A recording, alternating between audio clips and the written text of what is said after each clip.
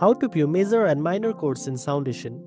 First of all, open Soundation and create a new project or open an existing one where you want to view chords. Then, go to the instrument channel where you are working, whether it's a piano or synth, and make sure you have the partial keyboard or MIDI editor open.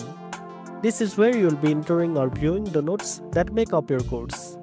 Next, click into the MIDI editor and either select a MIDI region or create a new one by double-clicking in the arrangement window. Once inside, you can start placing notes. For a major chord, for example, place the root note, then count 4 semitones up for the major third and 7 semitones up from the root for the perfect fifth. For minor chords, follow the same steps, but instead of 4 semitones for the third, place the next note 3 semitones higher from the root. And that's it. Now you know how to view major and minor chords in Soundation. If you found this very helpful, don't forget to like, share and subscribe for more tech tips. Thanks for watching and I'll see you in the next one.